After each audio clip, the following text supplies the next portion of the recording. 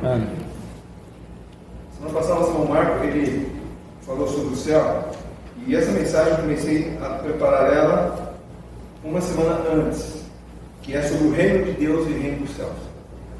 Ele até falou uma coisinha a respeito no começo da mensagem, mas ele foi mais para o caminho do que é o céu mesmo, né? O que nós estaremos experimentando lá, e ali nós estamos das preciosas promessas que Deus tem dado aos nossos como filhos dele. Se realmente você já tem essa convicção que vai estar lá na presença de Deus, como será precioso ser recebido pelo Senhor Jesus Cristo, né? Algo que nos é muito especial como filho de Deus, saber que é nessa hora onde, se nós partirmos, os que ficarem estarão chorando de saudades, espero que chorem, mas nós já estaremos gozando da eternidade. Isso é precioso. Então, essa noite eu queria falar um pouco a respeito do reino de Deus e o reino dos céus. Conta-se que um pastor, pregando no culto em sua igreja, ele estava exortando a congregação para que trabalhassem pelo reino de Deus. Dizia ele: somos povo do reino e precisamos vestir hoje nossa vida para fazer a obra do reino. Porém, algumas semanas antes, ele também havia pregado dizendo que o reino viria apenas quando Jesus retornar à terra. Ninguém na época, no momento, perguntou se o reino é algo presente ou futuro, se o reino já está acontecendo ou vai acontecer, o reino está aqui na terra ou será no céu. E é muito comum os pastores, os pregadores utilizarem a expressão reino de Deus e acabam não, talvez, trazendo uma compreensão do significado e uso bíblico, e sabendo que o reino de Deus é o grande tema das Escrituras Sagradas. Deus é o Rei eterno que governa e governará no futuro. Governou no passado, governa no presente e governará no futuro. É no reino de Deus que os propósitos divinos se cumprem. E não temos dúvidas que a expressão reino de Deus, ela não é apenas uma expressão bíblica, mas ela é aquilo, como eu acabei de dizer, a base de toda a palavra de Deus. Por essa razão, nós devemos olhar para o que a Bíblia fala a respeito do reino de Deus e entender melhor a respeito do que significa. Existem pelo menos 200 passagens que falam a respeito do reino de Deus. Lógico, nós não vamos olhar versículo por versículo, mas observar alguns que nos trazem a compreensão dessa verdade, do fato da existência do reino divino, e como né, vamos verificar, olhando esses versículos, para compreender que esse mundo está à deriva. Esse mundo tem um Deus que é rei, soberano, que governa, e precisamos entender a definição básica e também essa diferença que existe. Alguns colocam que existe uma diferença entre reino de Deus e reino dos céus. Estudando, eu vi os dois pensamentos que trazem diferenças, os que acham que é a mesma coisa. Se você for ver esse texto aqui que nós lemos, os sinóticos, Marcos e Lucas, lá o Senhor Jesus trata como reino. Aqui o Senhor Jesus, ele falando, né, mencionando, ele fala a respeito do reino dos céus, e Marcos e Lucas ele fala o reino de Deus. Então alguns dizem, olha, é a mesma coisa, dita de maneira diferente. Outros trazem algumas diferenças, nós vamos ver isso aí. Agora, uma coisa é real, que é verdade. O reino de Deus, ele é diferente do reino dos homens. O homem, ele impõe o seu reino pela força, pelo dinheiro, pelo seu poder, muitas vezes massacrando, né? Escravizando, subjugando um povo para que ele se impõe. E muitas pessoas, embora nunca serão reis em trono e palácio, se se sentem reis, muitas vezes porque tem poder financeiro, eu tenho dinheiro, então eu posso mandar, eu tenho dinheiro, eu posso falar porque eu tenho um status social, eu sou, né? Eu sou um advogado, eu sou um médico, então se impõe, ou querem se impor de uma forma, submeter os outros aos seus caprichos. Mas o reino de Deus é o contrário. Zacarias 4:6 diz que o reino de Deus ele é pelo seu espírito. Zacarias 4:6 diz que não é nem por força nem por violência, mas pelo meu espírito. E ainda, Paulo fala em Romanos 14, versículo 17, que o reino dele é de justiça, paz e alegria. Completamente diferente dos reinos que existem por aí. Agora, quando a Bíblia nos fala de um reino, nós devemos entender que alguns elementos são necessários, né? Não existe um reino sem um rei, é óbvio. Então, e também não existe um reino sem um povo a ser governado. Então, o fato de que existe um reino, subentendemos que tem um governante soberano e legítimo. Esse governante tem autoridade e poder para governar. Nesse caso, no conceito bíblico, falando de Deus, no reino de Deus, ele é governante soberano. Lá em 2 Crônicas 20, versículo 6, Josafá, ele expressou isso. 2 Crônicas 20, versículo 6. Disse: Senhor Deus de nossos pais, porventura não és tu, Deus dos céus? Não és tu que dominas sobre todos os reinos dos povos? Na tua mão está a força, o poder, e não há quem te possa resistir. Josafá reconheceu a autoridade soberana de Deus para governar tudo e governar todos. Lá em Apocalipse, João, ele cita ao menos 30 vezes a palavra trono de Deus. E quando nós pensamos em trono, nós pensamos num lugar de autoridade. O rei, ele senta no trono para julgar. Deus é visto como governante soberano. Por mais que as pessoas tentem no mundo querer fugir, né? Eu sou independente de Deus, como nosso irmão tem ensinado na escola dominical, né? A sociedade se torna independente de Deus e por isso está acontecendo que nós vemos o caos, né? A bagunça, o pecado, né? Assolando a humanidade. Mas por mais que as pessoas tentem, eu não creio que existe Deus, eu não me submeto a Deus, mas ele continua rei. Então, aquele velho ditado, né? O fato de você achar que Deus não existe, não o torna inexistente. Né? Ele existe. E ele é rei, soberano, tem poder e autoridade. E esse reinado existe para governar o mundo e também governar as pessoas. E esse é o segundo elemento, né? Que é justamente um povo súdito. Um rei não existe se não existir súditos. E entre esses súditos, que o rei governa com autoridade, estão aqueles que o reconhecem como rei. E o conceito bíblico de reino de Deus inclui então um governante com autoridade para reinar, um reino de súditos sobre os quais ele governa, e o exercício de fato desse reinado.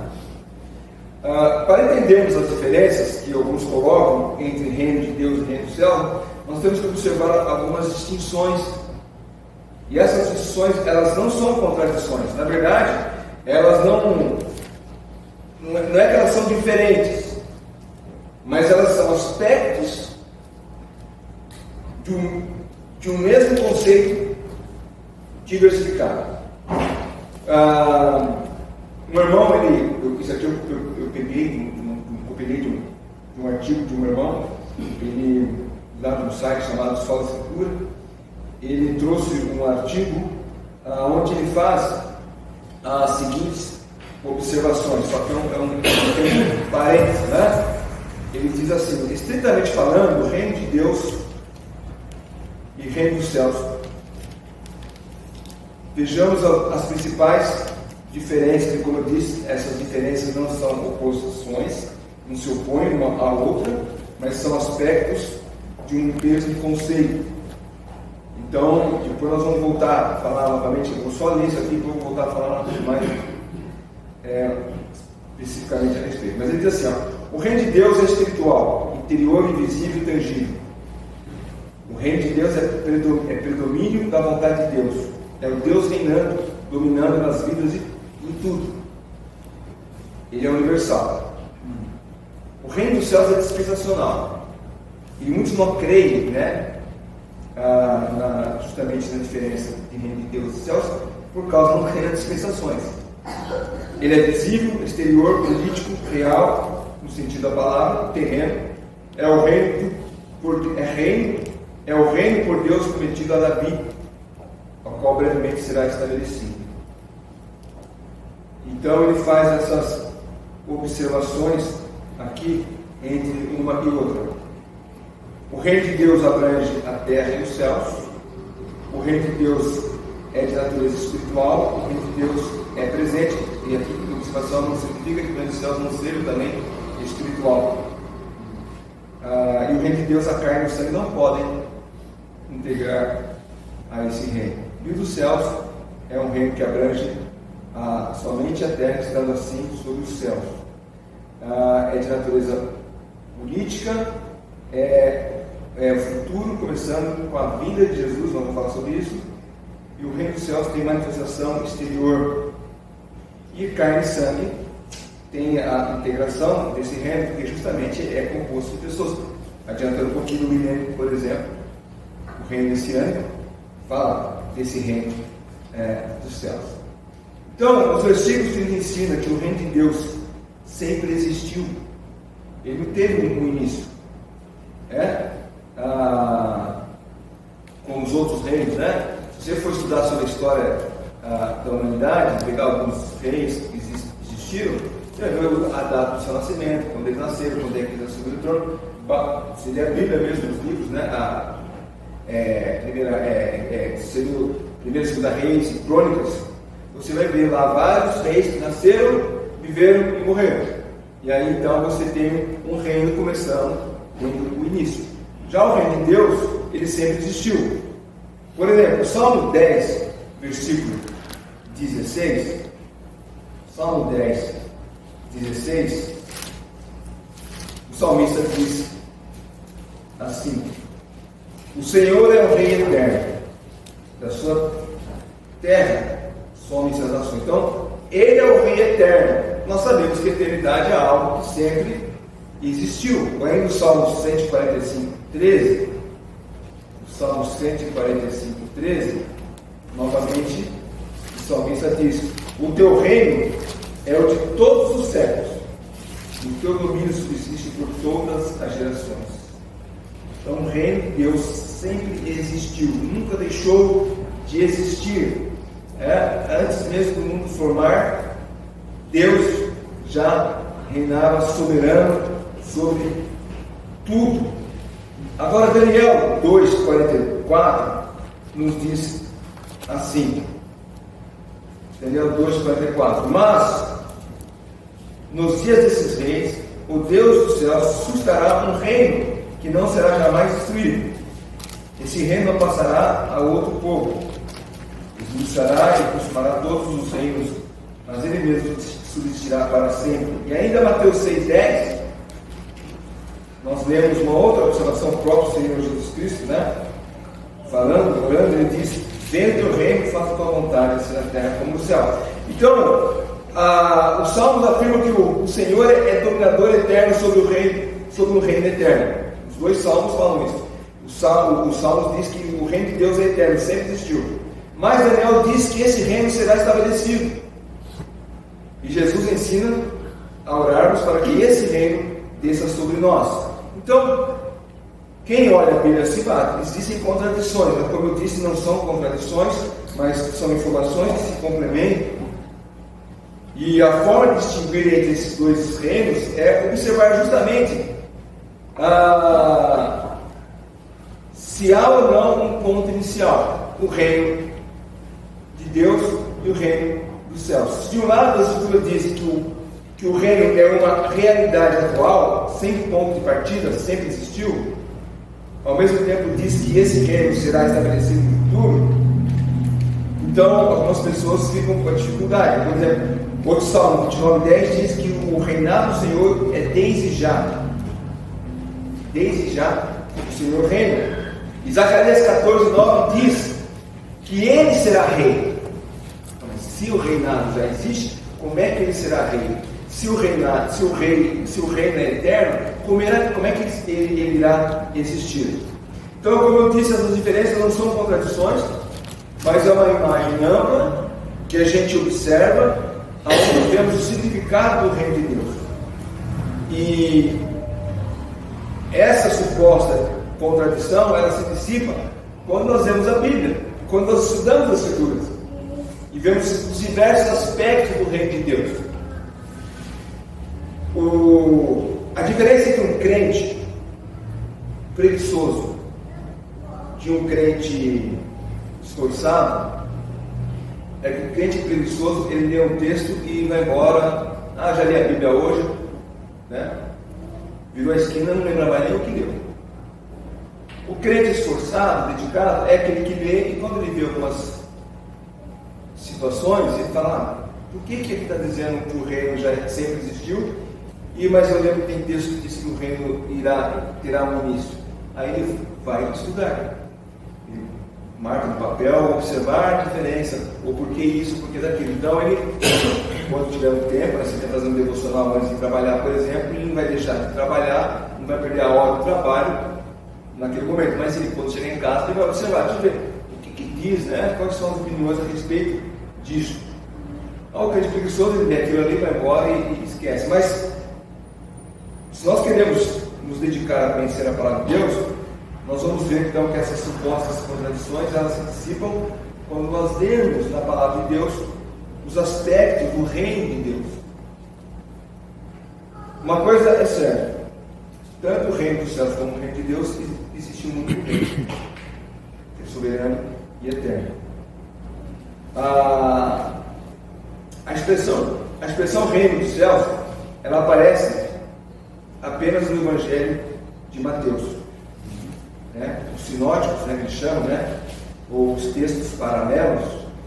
A gente costuma falar os evangelhos sinóticos só para dar um ar de teólogo, mas os evangelhos paralelos, e João não entra no sinótico porque João, se você ler, você vai perceber que a narrativa de João é bem diferente, os acontecimentos, as informações que João traz são diferentes. Mas os textos que Mateus relata, Marcos e Lucas também relatam, por isso são chamados de sinóticos. Marcos e Lucas, a expressão é traduzida para reino de Deus. Então, acabamos de ler aqui Mateus 13, nós lemos a partir do versículo 44, mas se pegarmos um pouquinho antes aí, por exemplo, no versículo 31, outra palavra propôs Jesus dizendo: o reino dos céus é semelhante a um grão de mostarda. E aí várias vezes o Senhor Jesus fala do reino dos céus, semelhante, o reino dos céus, o reino dos céus.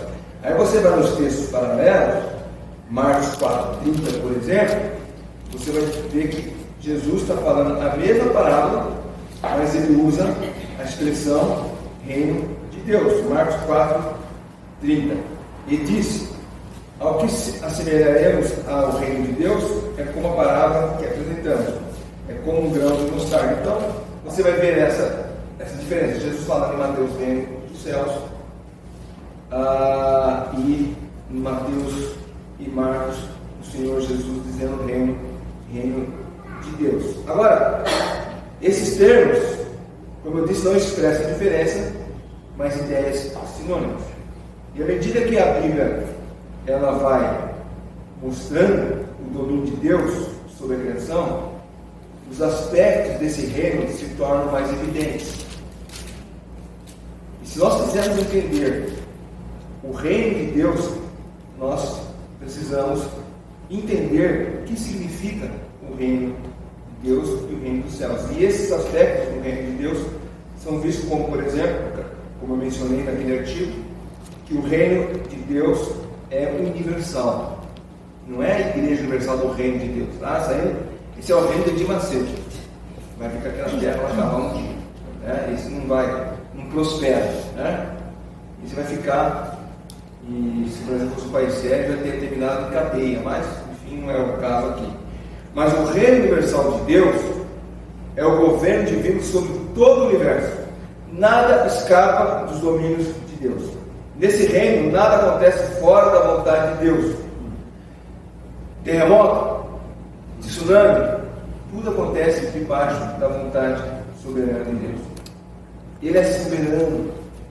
Ele detém o controle. Vai ter sempre aquele que vai espelhar. Não concordo, não importa. Eu não concordo com um monte de coisa, mas eu não concordo com impostos abusivos, mas eu pago. Não tem jeito. E nós sabemos que no futuro, mesmo os que não concordam, vão ter que dobrar o joelho diante dele. Não concordo, mas você vai dobrar o joelho diante dele. 1 Crônicas 29, 12. 1 Crônicas 29, 12. O versículo nos fala assim. Deixa eu pegar lá. 1 Crônicas 29, versículo 12. Riquezas e glórias vêm de ti. Tu dominas sobre tudo. Na tua mão a força, poder. Contigo está o agradecer e a tudo dar força. E ainda, novamente, nós lemos já o Salmo 145, mas reforçando ele no versículo 13: o teu reino é de todos os séculos. Este controle é soberano, é eterno. O próprio profeta Jeremias, lá em Jeremias 10, versículo 10, também declara isso. 10 de Jeremias. Mas o Senhor é verdadeiramente Deus, Ele é o Deus vivo e o Rei eterno. O seu furor treme a terra e as nações não podem suportar a sua indignação. Então, Ele é o Rei eterno, o controle está em suas mãos. Mas o mundo parece estar fora de controle. Não está fora de controle. Deus domina. Tem gente que acha, falando de reino, tem gente que tem um rei na barriga, né? É o tal. Eu posso, eu faço, eu quero, é do meu jeito. E essas pessoas tendem a ter problema no futuro quando encontram um sistema que diz: não é bem assim, não é do teu jeito. Você não pode tudo. Você tem que se meter a regra. O grande problema da humanidade, aqui fazendo um parênteses, é aqueles que não querem se submeter às autoridades existentes na Terra. E se elas se submetem às autoridades existentes na Terra, não querem se submeter às autoridades de Deus. Agora, é incompreensível quando alguém diz que não se submete às autoridades da Terra, legítimas, né? É lógico, se uma autoridade diz assim: é proibido você ler a Bíblia. Essa, desculpa, contraria a vontade de Deus. Eu vou ter minha Bíblia, nem vou te responder ela, mas vou manter minha Bíblia. Talvez eu correr risco de vida por manter. Mas estou dizendo de normas, regras e leis que nós somos submetidos no dia a dia. E aquela pessoa que diz: eu sou contrário, a submeter às autoridades, né? Um anarquista. Como é que essa pessoa que não submete à autoridade humana vai querer submeter à autoridade de Deus? O crente que submete à autoridade de Deus, por submeter-se à autoridade de Deus, ele submete à autoridade humana, quando essa não é contrária à própria palavra de Deus. Mas voltando aqui, o reino universal de Deus é um governo que se manifesta ou se evidencia às vezes, por exemplo, por meio de manifestações sobrenaturais. Basta lermos eventos como, por exemplo, as 10 pragas do Egito. Ali claramente Deus soberano manifestou a sua vontade e fez, ali acontecer aquelas pragas, eventos sobrenaturais, a mando dele. Nós não chegamos lá, talvez no ano que vem chegaremos, em Gênesis 6, mas quando Deus falar para Noé: Noé, nós vamos acabar com o mundo em água, um dilúvio, foi um evento sobrenatural. Ali mostra Deus abriu as comportas, caindo água água de cima, água de baixo, do lado, vindo água tudo é canto. Quem que fez isso? Deus. Ele é soberano e às vezes ele se manifesta de maneira sobrenatural, e até mesmo não apenas eventos da natureza, mas até mesmo de maneira sobrenatural em nossas próprias vidas. E Deus também pode se manifestar por meio de indivíduos, transformando aquela pessoa, como por exemplo Provérbios 21 diz que Deus, ele muda o coração do rei.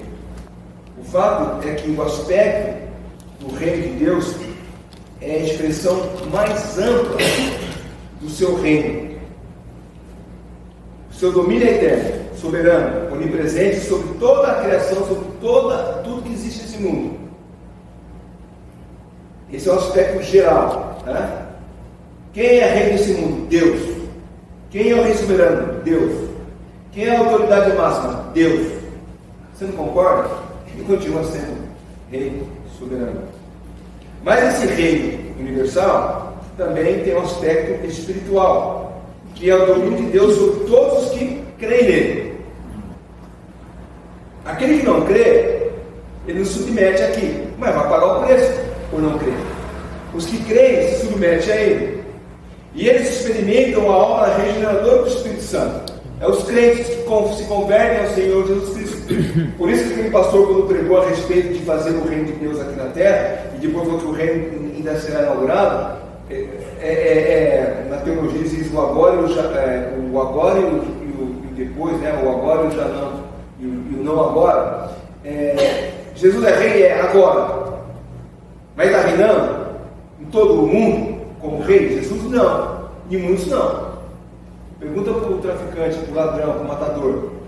Ele submete. Olha, não vou te matar porque eu sou surdo do rei Jesus.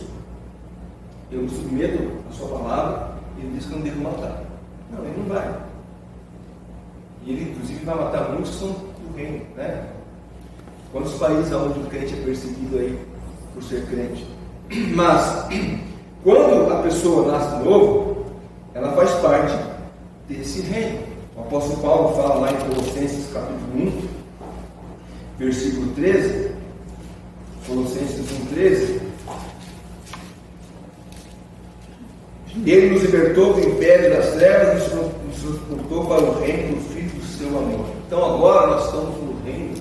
O nosso irmão Marcos usou hoje a expressão de Star Wars, né? Ele nos tirou do lado escuro da força e nos trouxe para o lado da luz, né? Nós fazemos parte da luz agora, não das trevas. E nós deveríamos viver assim. Viver, e aqui o apóstolo Paulo, ele fala, finalzinho eu fechei aqui o texto, mas olha o que ele fala aqui: ele nos transportou para o reino do Filho do seu amor. É um reinado de amor, onde os crentes, os irmãos em Jesus Cristo devem viver em amor, em paz, em harmonia. Lembra que Paulo fala que o seu reino é de justiça, paz e alegria? O reino, os súditos desse reino devem viver assim. Ah, mas é difícil, tem aquele irmão em Cristo lá que é pior que pescoço de galinha, né? Não importa, é teu irmão em Cristo. Aprenda a amá-lo, porque ele é teu irmão em Cristo. Então todo aquele que nasceu de novo pertence a esse reino. E esse reino, ele é o reino espiritual, e ele sempre existiu, mesmo antes de início da igreja. Continuará a existir até mesmo após o arrebatamento, porque todos os que são filhos de Deus estarão eternamente como rei. Agora tem um outro reino, que é o reino teocrático. Uma vez que eu era moço, né? Quer dizer, eu não sou moço, né?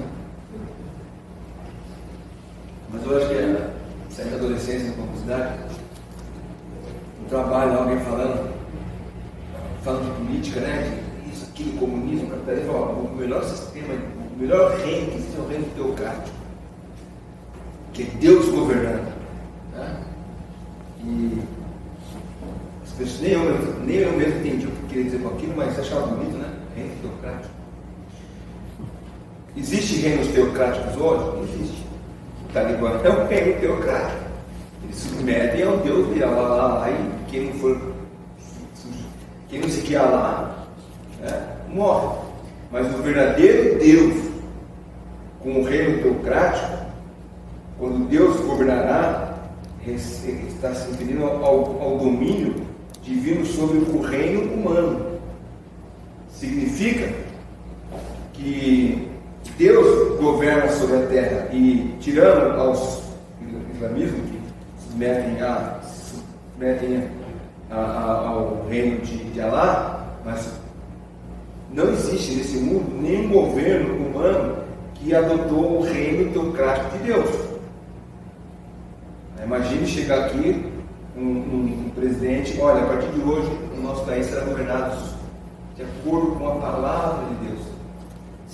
Se até mencionar a Bíblia, a pessoa está sujeita a ser banida, né? Até pessoas que se dizem crentes vão contra aquilo que Deus fala a respeito da sua vontade. Como crente, eu sou contra tal coisa porque a Bíblia diz isso. É absurdo, nós somos um país livre, o Estado é laico, toda aquela história, né? Então não existe nesse mundo um reino onde Deus governa sobre a terra, em contraste com o universal, né? Onde a administração ela é geral. Agora, o reino teocrático está ligado às nações. E aconteceu no passado, sim. Quando? Com Israel, quando Deus governou Israel, mais ou menos 300 anos. De quando a quando? Mais ou menos no início do Monte Sinai, quando Deus deu as tábuas da lei para Moisés, até quando Israel pediu a Samuel um rei. Nós queremos um rei, Saul. Não, rei Saul não, né? Nós queremos um rei. Aí foi Saul que se tornou rei de Israel. Então, ali, quando Saul assumiu o trono de Israel, o reino teocrático deixou de existir, né, para Israel, porque Saul começou a reinar. Com o fim do reino teocrático, a atenção passou a se concentrar no futuro. Quando vai acontecer novamente, onde Deus governará este mundo? Quando o Messias virá e trará o reino prometido a Davi, né? Aqui, quando nós vemos isso, especialmente Mateus 13, que é quando fala bastante a respeito do reino dos céus, e algumas Bíblias trazem ali a observação sobre os mistérios do reino de Deus. E quando o Senhor Jesus falou aos seus discípulos sobre os mistérios, aqui em Mateus capítulo 13, né? A palavra mistério na Bíblia significa que uma revelação divina que era desconhecida até então passou a ser conhecida. Então, mistério na Bíblia significa a revelação de uma verdade divina até então desconhecida. Se não me engano, a Bíblia que traz essa informação. Mistério é isso. Não é uma coisa que ninguém sabe. O que é isso? Mistério de Deus. Não. Esse mistério a respeito do reino de Deus foi revelado. Não era conhecido no passado. Se revelou através de Jesus Cristo. Então, quando o Antigo Testamento falava sobre o reino de Deus, não havia total compreensão dele. Mas Jesus ensinou aos seus discípulos algumas verdades. E ele até, colocou essas verdades que até então não eram reveladas no Antigo Testamento. Um autor, um escritor muito famoso, um estudioso muito famoso a respeito de dispensações, Dwight Pentecost, né? Ele diz o seguinte: o mistério era o fato de que, quando o autor desse plano fosse apresentado publicamente, ele seria rejeitado e haveria um período entre a sua rejeição e o cumprimento do propósito da soberania de Deus no seu segundo advento. Ou seja, esse aspecto do reino se manifesta entre as duas vindas de Jesus Cristo.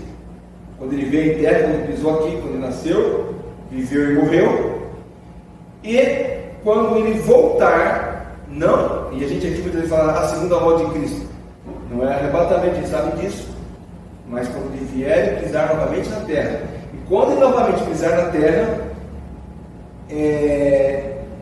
entre o momento em que Israel rejeitou Jesus, no seu primeiro advento, e o tempo em que Israel aceitará Jesus como Messias, ali após a tribulação. Então, nessa forma misteriosa do reino, o governante é Deus, os governados são todos os homens, nessa época que nós estamos vivendo.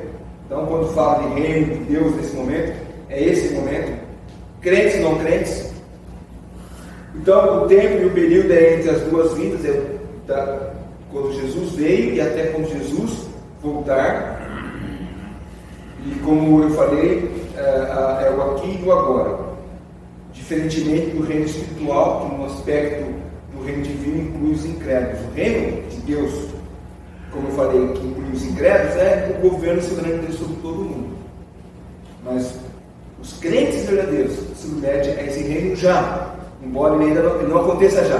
Né? É aquilo que eu falei, o já e não, o agora e não já. Né? Essa expressão que se usa, somente quem usa muito isso são os reformados, né? Que são contrários ao dispensacionalismo, mas eles usam muito o termo, é o agora e não já. Jesus reina, mas se Jesus está reinando, por que está essa bagunça? Porque ele reina agora, mas não já. Então nós queremos, Jesus reina onde? No coração dos crentes, na vida dos crentes. Eu me submeto a ele, eu procuro fazer a vontade dele, então eu sou súbdito dele, mas ele virá para reinar efetivamente aqui, estabelecendo o trono de Davi. Então,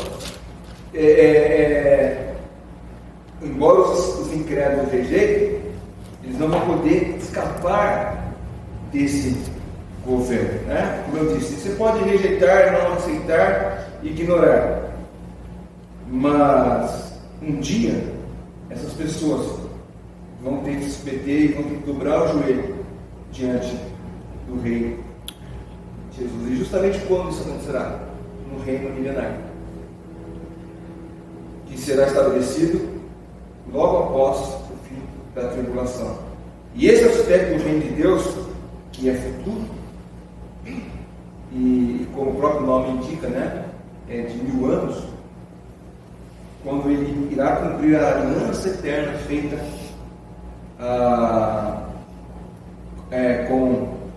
no Antigo Testamento, né? A aliança eterna e incondicionais que Deus fez no Antigo Testamento, especialmente a aliança de Davi.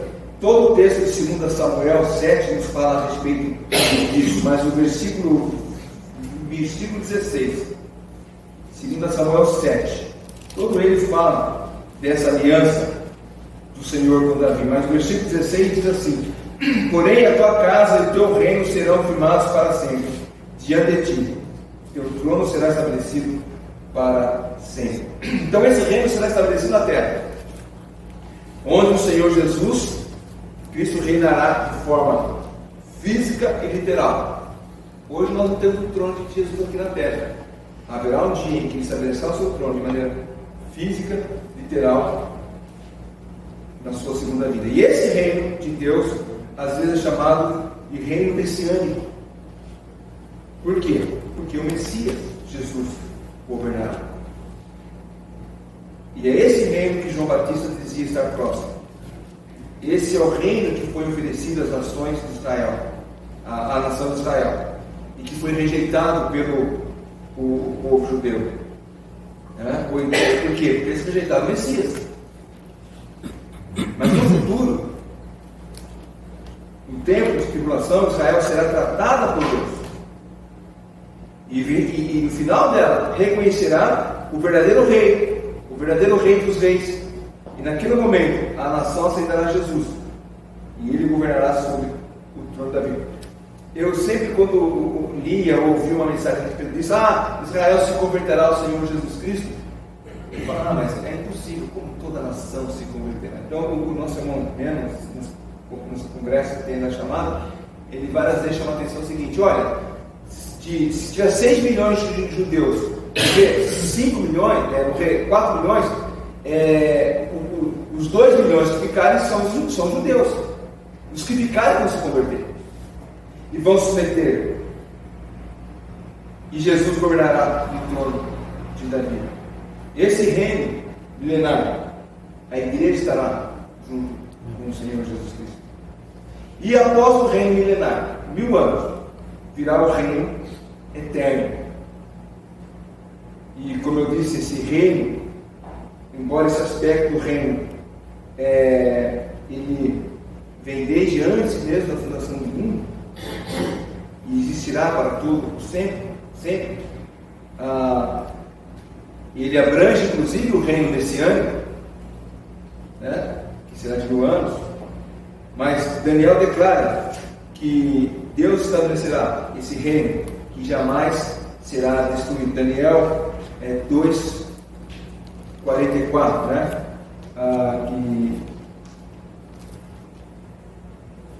Vamos ver, nós já lemos, né, mas só reforçar ele novamente. Mas nos dias desse rei, o Deus do céu suscitará um reino que não será jamais destruído. Esse reino não passará a outros povos. Ele mesmo subsistirá para sempre. É um reino que jamais será destruído, durará para todo sempre. Esse reino citado por Daniel, ele é um reino que Deus estabelecerá para toda a eternidade com todos os redimidos pelo sangue de Jesus Cristo. E depois desse reino de 1000 anos, que embora, e aí que muitos entram em confusão, porque como que um reino de 1000 anos pode ser eterno? Não, o reino de 1000 anos, ele está dentro de um reino que é eterno. Esse reino de 1000 anos é quando Jesus estabelecerá um reino para que a humanidade entenda que o seu reino é justo. Mas a gente sabe que até mesmo no reino de 1000 anos haverá no final uma rebelião, onde Satanás e todos os que seguirem essa rebelião serão expulsos, serão lançados lá para o fogo do inferno. E aí então o reino eterno será, eu quero usar a palavra inaugurado, mas nós seremos inseridos a esse reino. Então, posso fazer essa analogia? É como se o reino eterno está aqui e nós estamos aqui, e num dado momento nós seremos mudados nele, estaremos nele para sempre. Então, o Senhor Jesus reinará sobre a terra a fim de cumprir todas as promessas das alianças. Será necessário esse reino feitas a Israel, e depois Deus reinará sobre novos céus e nova terra para todo sempre, livre de toda oposição ao seu governo, dando então início a essa expectativa que nós temos de estarmos livres para todo sempre de Satanás e de toda a influência do pecado nesse mundo. Paulo, quando fala em 1 Coríntios capítulo 15, ele olha para essas duas fases do futuro reino, lá em capítulo 15 de 1 Coríntios, versículo 23 a versículo 28, ele diz assim, 1 Coríntios 15, 23 a 28. Cada um, porém, por sua própria ordem, Cristo as primícias, depois os que são de Cristo na sua vinda. Então virá o fim, quando ele entregar o reino ao Deus e Pai, quando houver destruído todo o principado, bem como toda a posteridade e poder. Porque convém que ele reine até que haja posto todos os inimigos debaixo dos seus pés. O último inimigo a ser destruído é a morte, porque todas as coisas sujeitou debaixo dos pés. E quando diz que todas as coisas lhe são sujeitas, certamente exclui aquele que tudo as subordinou.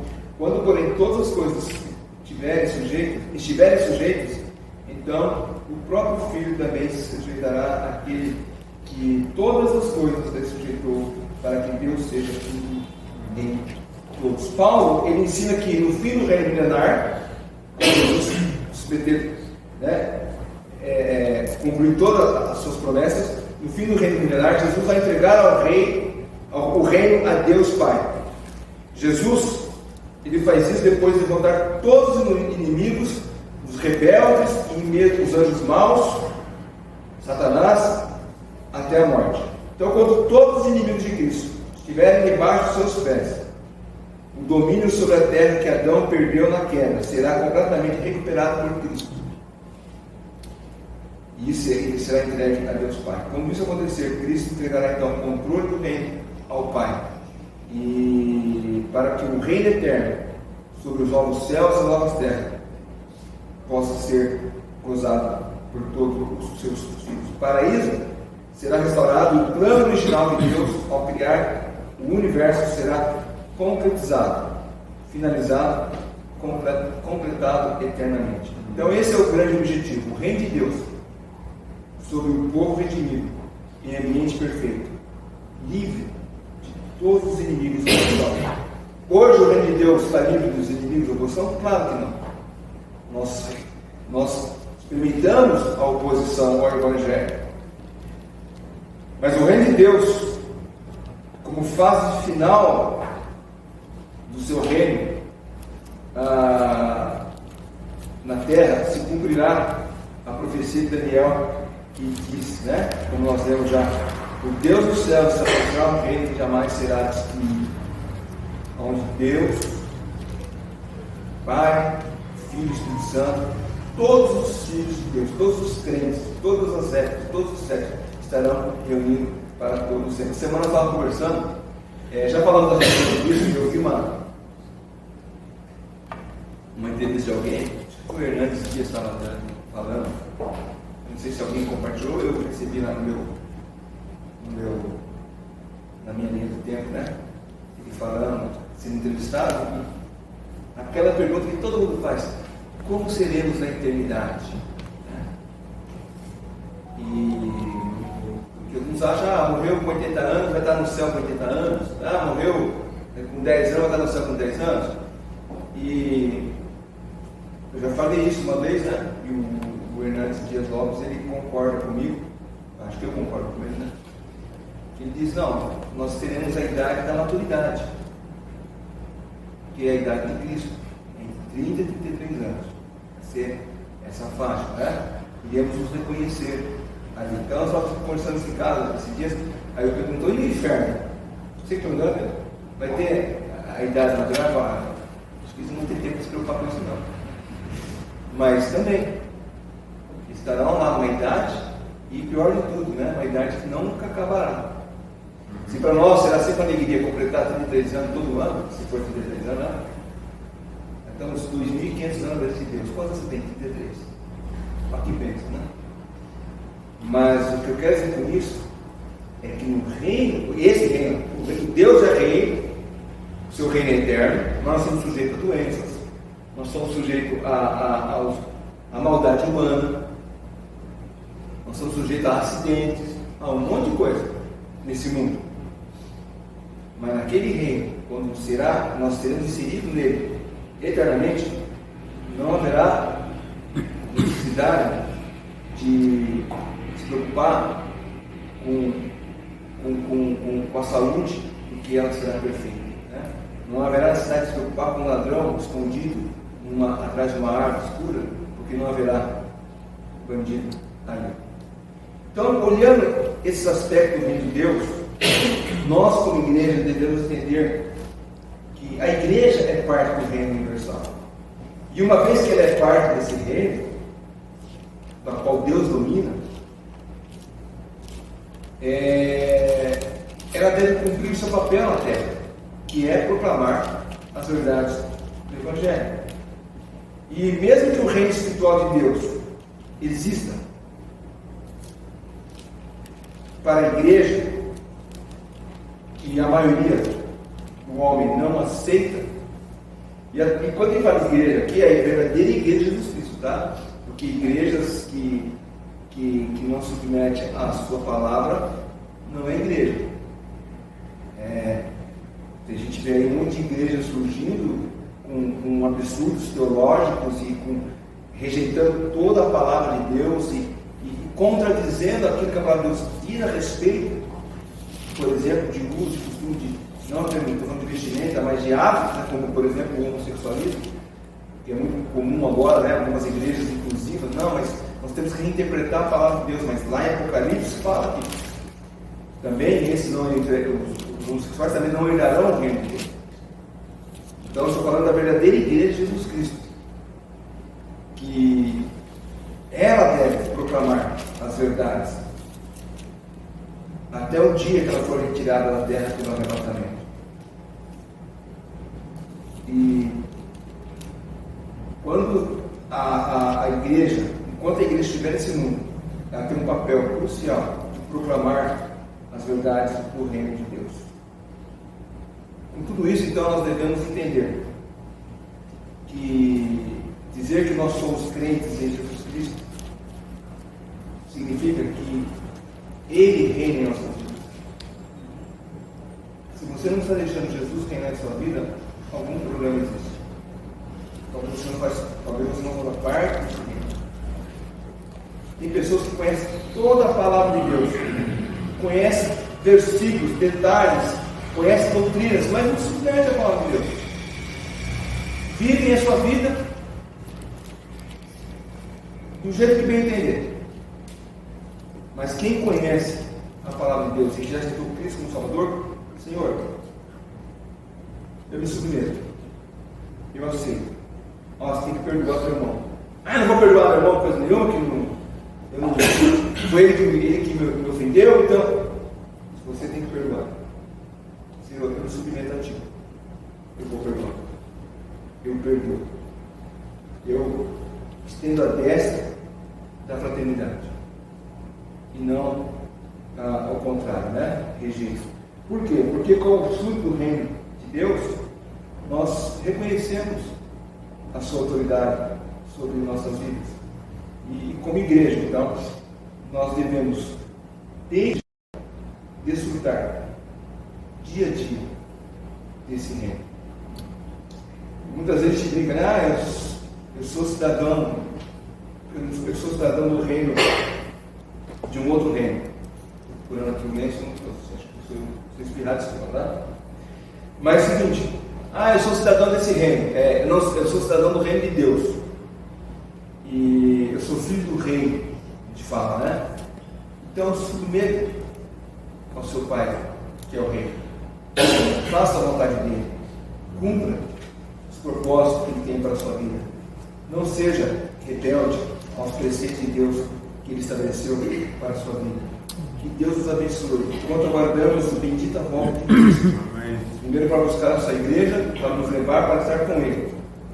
Depois quando ele reinar durante 1000 anos. E nós estaremos ali com ele. Nós possamos viver já então esse fato. Ele nos submete. Ele é o meu rei.